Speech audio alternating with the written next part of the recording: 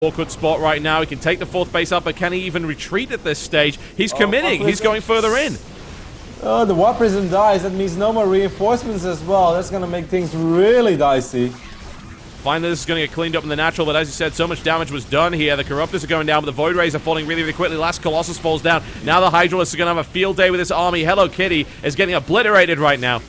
That was just a beautiful fight by Kane. I cannot emphasize enough on how well he did that, using corruption on he's all completely the Void surrounded. Rays. Good lord, that is just...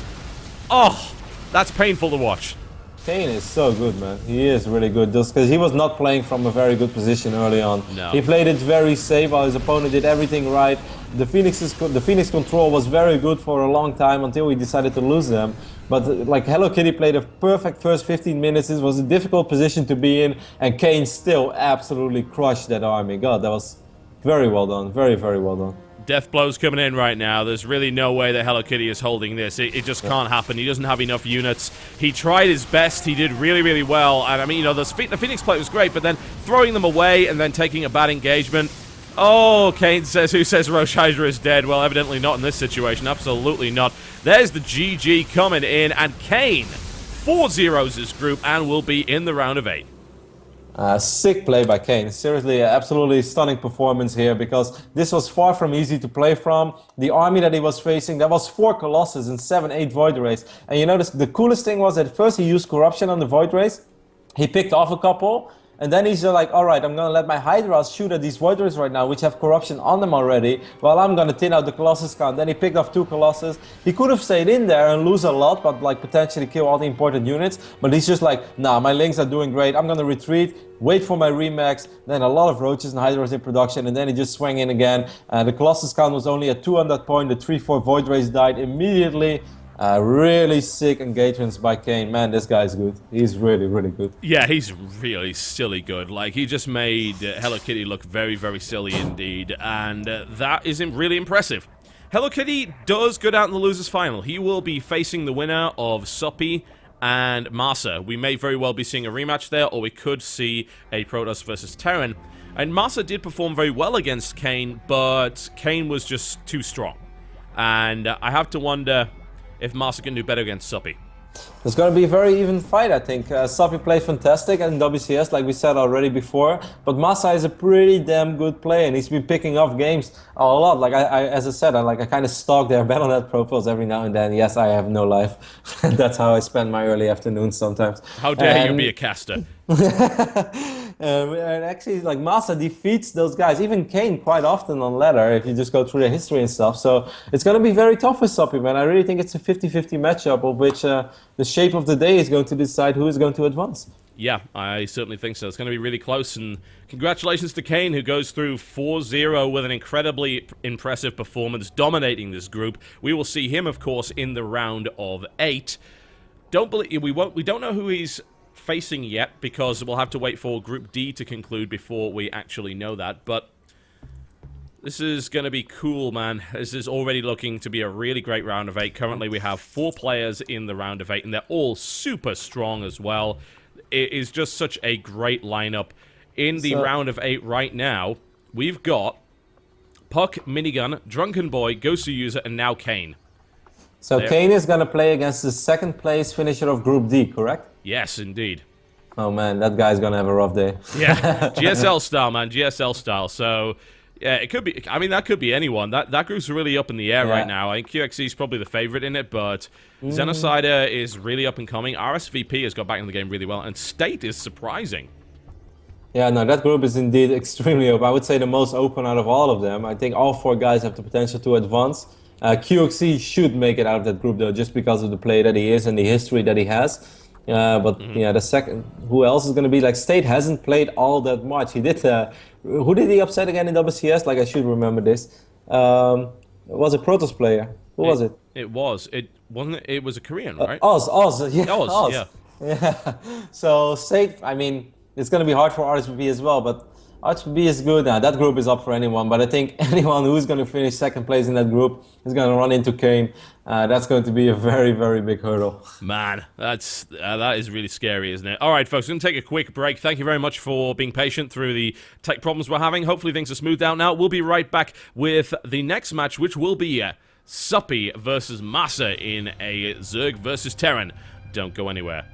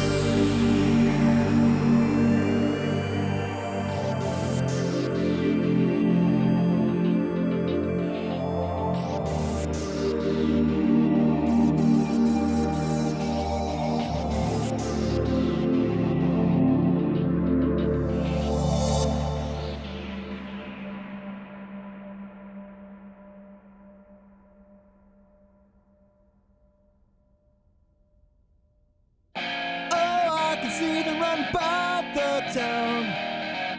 I can hear them all say, do-wop, listen to the music, do-wop,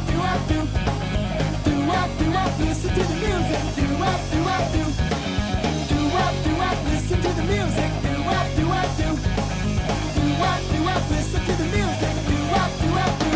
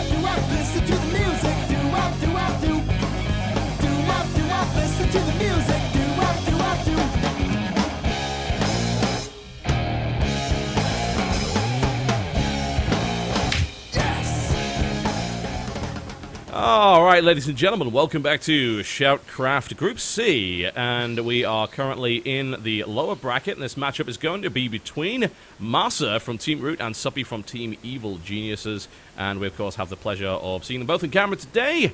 So, Suppy, Hello Kitty's a sneaky little bastard, isn't he? Yeah, I mean, I even looked at his match history like an hour before the games, and I like saw him doing those builds. Not the Blink one, but I saw him doing that 1 gate to 5 gate stalker or zealot thing.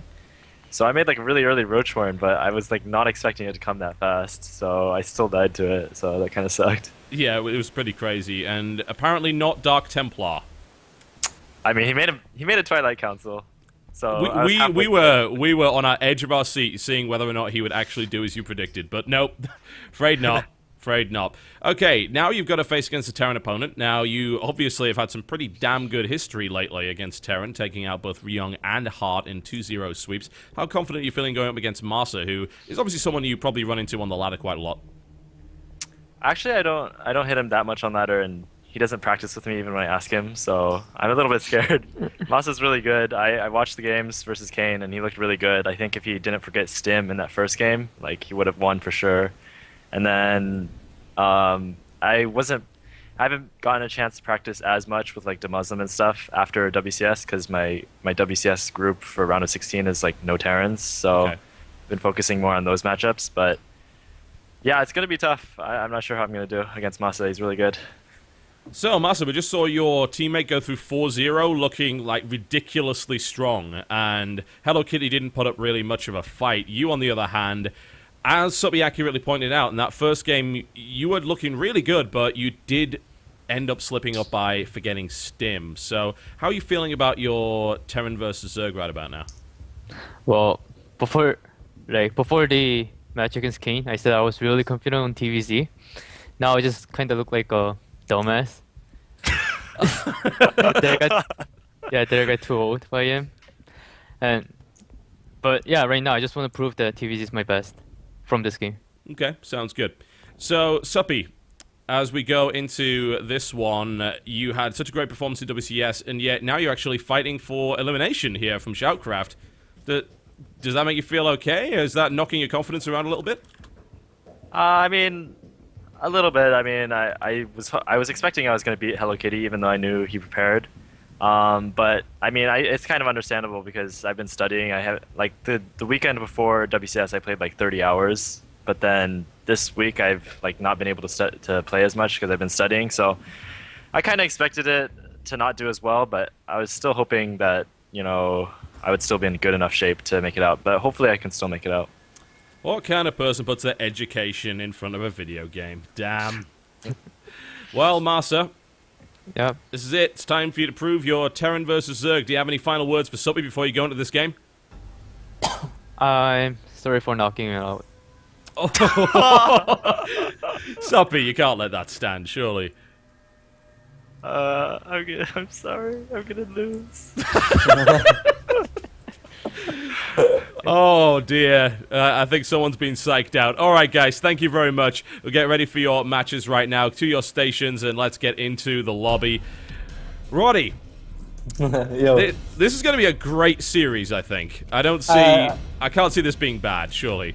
No, I couldn't agree more. I really think that these two guys are going to be quite evenly matched. Masa is surprisingly good. I'm sure that he's still a lot better than a lot of people think he is. Yes, he's shown some sparks of brilliance in his play against Kane, but it wasn't like a performance that people would really remember. But I really do think that it's going to give Suppy an excellent run for his money, and it's going to be close. I really think it's a 50-50 matchup. Yeah, I think so. I cannot call this. I can't. It's too close. We haven't really seen Suppy play in this tournament against Terran, but we did see him play in WCS. But that was prepared. Like, so much preparation. And yet here, as he already explained, he had to focus on his finals. He's probably not in tip-top shape right now. Master, on the other hand, has had nothing to practice for but this event. Yeah, but Suppy also seems to be a guy who's just always overall just pretty damn good. Like, he will always reach at least a very respectable level. And sure, if you really give him the time to focus on one matchup, he can obviously peak. So maybe right now he's not on his absolute best, but we shouldn't forget that was like literally not even a week ago or something. Like, it's 4 or 5 days that he played against those boys. So he should still have all the knowledge, all the new things that he learned in the matchup, and of course he still has his mechanics working for him. So all that practice is definitely like not solely useless after he played 2 best of 3s. It's still in there, it's still useful, and he should still feel pretty good about this matchup. I certainly think so. All right, we're just going to wait for these guys to get ready. Just letting them know. Yep, everything seems to be good here.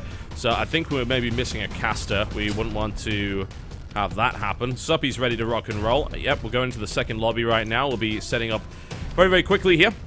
But I think Masa's got a really good shot at taking this. That said, if Suppy plays even half as well as he did against Hart and Ryung, then I have a feeling that we could be seeing some really one-sided brutality. What I would say about the games against Ryung is that Suppy did definitely use the same build over and over again. He used Roachbane all-in against the Korean style of Terran, yeah, which is this really greedy 3cc style, which is really hurt right now by that Roachbaneling all-in. I have to wonder if Masa will play in that style and Suppy will just break that out again, or whether we'll see a longer game. And of course, we shouldn't forget, and I'm pretty damn sure that Masa did see those games. And of course, when Suppy played against the Koreans, the Koreans probably know about Suppy, but I honestly doubt that like either Ryung or Hart was going to sit down and really study Suppy. Like I do not really think that that would be the case. Masa, on the other hand, it's much more likely that he does do a little bit of homework on his opponents, so that he is a little bit more familiar, certainly after watching those WCS games, because they were just great, you know. We all enjoyed those games, everyone is watching them, and if you weren't watching them yet, you saw all the fuss there was all about on Reddit, so you're like, alright, I'm going to check the VOD, because that seems to be awesome. So he has a little bit more information on Suppy than the Koreans had, and that's something that could be pretty important too. Yeah, certainly. We're just waiting for Suppy to ready up. Okay, we're good, and here we go. Star Station will be the first map in this particular series. This should be a good one. I don't really see this series being anything other than that, unless we again see like Masa play greedy 2 games in a row and just get Roach Baneling busted over and over again. That's definitely a possibility. And I've got to say, Banelings have really come into their own since Heart of the Swarm. Terrans seem to be having serious problems handling them, unless they have a huge amount of Widow Mines. And even then, you just build more Banelings, and because the Widow Mines die anyway, because they hit the Banelings and they explode. And we're seeing like a lot of games lately where just mass Baneling is actually totally viable. Nasty was just so ahead of the meta, man. Yes, that does not surprise me in any way, shape, or form. Alright, folks, here we are. We are in the game, and it's going to be a blinder, I think. It's spawning up to the northeast position. In the blue trunks as the dramatic music flares in the background for this guy. The American Hope, it is. Evil Geniuses Suppy. Versus his opponent, the secret weapon of Root. Put on a great showing against Kane, but he's got to amp it up just one more notch, I feel, to deal with Suppy. He is Root Masa.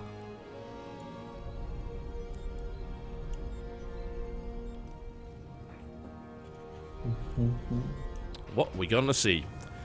And, you know, before we really go into this matchup, I do want to point out one funny thing that I just saw. I saw Root Kane, the guy who just played an amazing series, or actually played 2 amazing series. You guys can all follow him on Twitter, twitter.com/root_Kane. And he actually made a pretty cool tweet. Said like, went 4-0 in my group as expected, and then in between brackets, by myself. Made me laugh. Oh yeah, that's cool. He deserves it, so make sure to follow the boys. And of course, you guys can find Suppy as well, which I believe is EG Suppy. And I guess Root Masa is just Root Masa. Yeah, absolutely. If you want to follow Hello Kitty, that is at Liquid Ret, so feel free. He actually is a Hello Kitty. A Hello Kitty SC2 it is. Indeed. Masa's doing some interesting nonsense here, actually. Yep. We saw the gas go down. This could be the double Reaper play. And this is a more conservative double Reaper play. And it's simply because he's not proxying it in a big way. But this Overlord is it going to see it? It might not. It still is not seeing it. Not oh my god. Is it no, it has to, oh my god. It's right. It's right. Oh, it sees it. Good lord. It's like he's got these 2 huge eyes on the side of its head, and it somehow misses that barracks. It sees that barracks now. It doesn't know about the gas though. No, it doesn't. But he's probably going to be thinking, yeah, this is most likely the double Reaper play here. Bunker is going down on the ramp here. Oh, that's interesting as well. It's going to give him high ground vision. It's going to make it even harder for Soppy to deal with this. The drone is going to spot this though. That's also important. I'm sure that Soppy knows what's going on because this map is way too big to just rally Marines across the map with 11-11. You don't want to do that. So it's much more likely that he's going to have to deal with Reapers. And I'm curious to see how this one is going to unfold.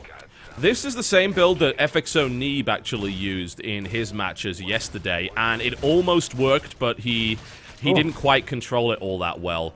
Oh, Ling's actually coming in from the other side here. That's a little bit interesting. If they can stop the second bunker going, that'll be great. But of course, now there's one Reaper in there, and this is well controlled already here by Masa. A nice little bit of pressure to really keep Suppy on his toes. More Reapers will follow this up. He's going to go up to 5 Reapers. These 2 bunkers are going to be ridiculously hard to break without spine crawlers.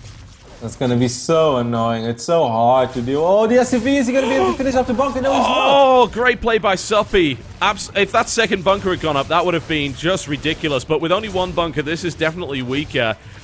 I don't think he's going to be able to get another SCV over there. Great play for Suppy to actually attack with the high ground vision and use the Queen from the lower ground to finish that off. But there's a command center going up behind all this, though. Yeah. We should mention it. Definitely, yeah. This is exactly what Neeb did as well. He uses it's a very, very aggressive, slightly later expand to really force a lot of Lings out of your opponent and really do as much damage as you possibly can. And he has forced a ton of Lings out of his opponent. And look at the worker count: 15 drones to 19 SCVs here. Oh, this is going to be such an interesting phase right now because speed is about to finish up. It's even a double command set, and more Lings are on the way. I would have loved to see him actually start mining a little bit of gas because I really think a Baning boss would have been extremely efficient because he's going to have so many speed links. The Reapers went home in time though, and that's sick timing by Masa that he didn't overextend, didn't lose those Reapers because keeping them alive is so important for scouting purposes. Very, very true. And I like the fact that Masa didn't take a risk of putting the CC on the low ground. He was very aware that the Link counterattack was what was going to happen. But you're right, like a Baneling nest would have been so good. But he doesn't have one. And those Lings aren't going to get in. It's just not going to happen. And they're only going to be able to deny that expansion for so long. As soon as a few Marines come out, as soon as a bunker goes down, that's it. Of course, a Baning nest would have been quite all in as well. This Reaper is in quite a bit of trouble. One Reaper will fall. Yeah. And actually, I mean, I think that would be... If I was a Terran right now, I find that hella scary. Did you see that amount of Lings? It's like, oh my god, that's like over 20 Lings right outside of my natural. How likely is it that he's going to follow up with a Baning boss? Well, it seems like Masa's not super worried about it. He's getting 1 bunker on the low ground, but that's about it. It's not going to finish, though. This is not going to happen. That's an instant cancel then. What Suppy's able to do here to play catch-up, which I like, is he's not killing anything, but he's threatening that natural position, saying, you're not going to get a bunker down here, I'm not going to let you do it, you are going to have to wait until you get Hellions out, you're going to have to wait until you get a good Marine count, and in the meantime, I'm going to drone hard behind this. Suppy is sending in an Overlord in the main base. That kind of gives away that he's indeed not going for any sort of Baneling boss because, hey, if you're a Baneling boss, then you don't care what's behind it. Then you're just going to go for it. We see him going up to 3 hatcheries now as well. So Masa probably knows that Suppy is just trying to catch up in economy as good as he possibly can. And I mean, he is taking a worker lead. He's 8 rounds ahead right now, but he's playing against a triple orbital build. And as soon as all 3 orbitals really start working and he starts mining off 3 bases, man, the first real push of Masa is going to be a nasty one. It certainly is. And Master's building up quite nicely here. He also got a good scout. He's now using those Reapers as expendable scouts, which I definitely like. You know, using them in combat, unless you're doing a really early push timing where you need every single gun on the front line, there is no real reason, because they're just rubbish. So you can use them to just scout rather than scan, and that means we're going to be seeing triple mule down like pretty much all the time from Masa. He is going to be powering his economy ahead. He's going into his double upgrades here as well, adding on more tech, adding on more barracks. Suppy doing the exact same thing, both players working up double evolution chamber / engineering base right now. It's still all going to come down to that first moment when Masa will eventually decide to move out. Where is his starport? Okay, it's building... Where is he? He's just building a starport, right? No. He's not? No, it's no starport. This, I wonder if he's... Because, I mean, there's a tank coming out here. This is really interesting. I wonder if this is some kind of weird 1-1 timing with maybe 2 tanks and no starport. That would be weird, but it's not completely outside the realms of possibility. No, there's the starport coming down here. So, yeah, I mean, he's dropping it right now, but he could have dropped it so much quicker. Yeah. I wonder if there's a reason behind that, or if that's just a mistake. Obviously, we did see him forget Stim in the first series. I don't know. He is moving out right now with a siege tank as well. So MVP used to have like this weird build where he would like push extremely quick, but the maps were a lot smaller back then. It seems like this is just a defensive siege tank for now, just in case he would have to deal with an insane amount of links, banelings, kind of like a 1-1 boss, something that Life did a lot against Flash or MLG. Yeah. I think that he just forgot that starport, man. I think he could have definitely built it a lot quicker, and I think he would have liked to have it a lot quicker. Yeah, that seems to be unfortunate. Masa's like a macro beast, but he makes these little mistakes from what we've seen so far in his fundamentals that are really hurting him badly. I will ask him about it after the game, because I'm really curious. Don't want to say it's a mistake when it's not. No. But like, if you look at those Marines right now in the middle of the map, you could really only assume that they would love to have a medevac above their heads. Yeah, I mean, who doesn't like that, right? It's a nice little bit of shade from the hot sun. But one way or the other, yeah, it's hard. It's always hard to say when you're dealing with pro gamers what is a mistake and what is a deliberate build choice. Yep. The third's now been taken by Masa, and he does have a siege tank to protect it. Yes, it is a Terran building a siege tank. I know it's been a while since we've seen that. They're making a comeback, man. They are. Terrans yeah. almost forgot about it, and then it's like, hey, these siege tanks are actually pretty good too, man. Well, I mean, that's the weird thing about the meta right now, is that there's so many Terran players just building mines all the time, and Hellbats as well, that you're seeing a lot of... You're seeing Banelings a lot more as a result, and they're shutting that down really nicely. You think, well, Hellbats deal well with Banelings. They don't really, because you can't kite with Hellbats. You've got to face them head on. Your stuff's going to die, and it's probably going to be clumped up, so it's going to take splash damage. Tanks, on the other hand, of course, deal with them very, very well indeed. Both players dancing a little bit back and forward. Stim being used right now. Banelings wiggling in, but Banelings, of course, do not want to go off creep. They need to stay on creep, so they're a lot quicker. Army Supply shows us right now, Masa at 60, Suppy just at 48. He did drop the Spire. He's already going up to Hive, by the way. Considering the way that this early game played out, that's a pretty damn quick Hive. Well, he's goes 2-2 on a pretty good timing here, and I have a feeling he's going to try and get as early ultras as possible. Here comes the engagement. The siege tank is deployed, but not quite quick enough. Banelings will connect. Masa pre-splits really well. Engages that pretty much as well as he could have expected here, and actually does have a significant army supply advantage now. He took out a lot of Banelings there, spreads and takes down more creep as well. The only thing I think that's against him right now is the medevac count. Which is indeed not very high, but 2 more medevacs are on the way.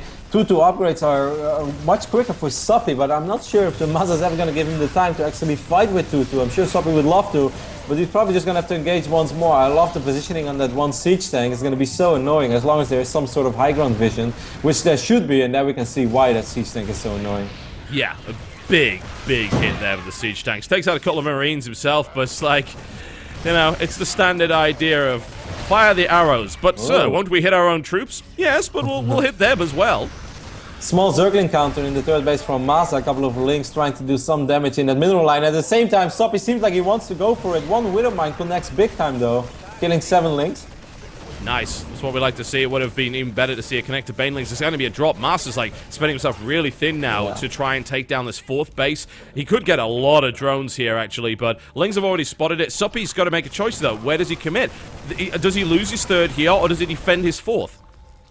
Yeah, it seems like he just wants to trade. He's like, alright, I have 4th base anyway, I'm not going to take a horrible engagement over here, that makes no sense. I want to buy time for not only my upgrades, which did finish now by the way, he's on 2-2, but of course the Ultralisk have run as well. We see the first drop right now on the left top side of the map. I love how patient Suppy is playing this. Yes, this is a painful loss, but it's better than losing the game. Well, he's got another base as well. He actually has his 5th, which he's trying to establish here. So he can lose that, and he didn't lose any drones at it, which is perhaps the most important thing. They went to all mine on the 4th.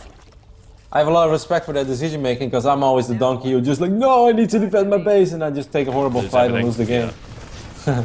Push coming down right here. Oh, Suppy actually didn't see that. They walked right past him. Masa's just like, you know what? It's okay. If we just sneak really quietly, they won't notice. But there's the pickup there. Another drop comes in. That gets cleaned up nicely. Lots of Lings and Banelings. The tech has now been spotted, though. I must say, this is so impressive. Suppy actually bought the time for himself while being down like 40, 50 army supply, literally. Yeah, like I checked, it was like 48, or like it was like 38 against like 78.